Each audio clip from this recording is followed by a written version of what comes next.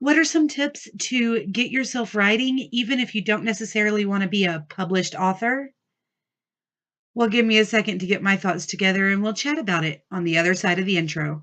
My name is Beth. This is Soul Stained Ink, and we're here to talk about words, people.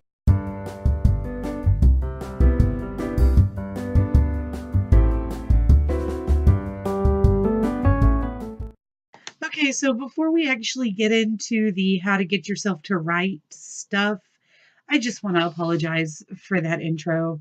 I'm not that hip. I'm not that cool. I shouldn't do things like that. I understand now. Moving on. Today is Writing Wednesday. My first thing is just to let you know that I have worked on the short story in here, a couple of paragraphs, not a whole bunch, but I'm just not feeling the story like I was when it started. It's part apocalypse, part love story, and I'm just not feeling any of the parts right now. So this is probably going to get put aside for a while, but I did work on it. So there you go. Now, as for this video, I've been asked to talk about some tips to get yourself writing and stay inspired, even if you don't particularly wish to be a published author. If all you want to do is write in a journal and put it to the side, how can you keep yourself going? I've got 3 things that I think will help both the authors and the people who just feel like writing. Tip number 1, write. I know. It's fairly obvious. That's why I made it the first tip. The other 2 might not be quite so obvious, but if you feel like writing, write. And then if you don't want to publish it, don't query, don't self-publish, just leave it somewhere written down and you know that you have it. That's it. Just write. Okay, tip number 2 is figure out how you are best inspired to write and how easily you can get words down. Now, what I mean by this is not, okay, I'm most inspired to write after I've had 2 glasses of wine and watched the entire Harry Potter series. That's great. What I mean is, can you write better if you have your laptop, if you write by hand, if you talk into a recorder? I don't know why I'm over here like I'm lighting something on fire.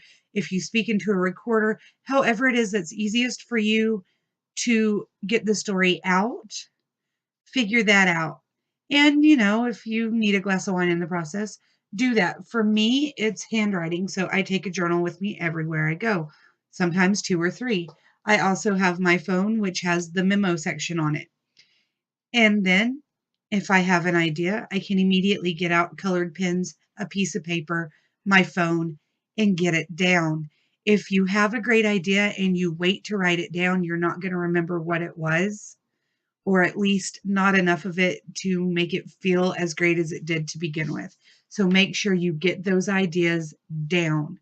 Whether or not you want to publish, keeping those ideas will help you want to write. And finally, tip number 3, have a buddy. They don't have to write. They don't have to make sure that you're writing. They just have to be someone who is supportive and will listen while you whine and moan and complain about how horrible your characters are, what crap you feel like your story is, how you wish you'd never decided to write anything at all, and you're just going to quit life. And then when you get done, they can be like, but what happens next? And then you have to tell them what happens next, which means you have to figure out what happens next, and then you have to write that down. It helps a lot, I promise. So those are my top 3 pieces of advice for people who want to write, whether or not you want to get published. And a little extra piece of advice that kind of goes in with those is keep a journal next to your bed. Write about your day, write about something that happened at work or the strange dream you had when you wake up in the middle of the night. But keep one there next to the bed. And then if you have too many thoughts in your head or weird dreams or random outbursts of anger or whatever it is going on, then you can stop and you can write it down. And not only does it help your brain settle down, but that journal is going to have a lot of ideas in it later on when you want to pick up and write. Yeah.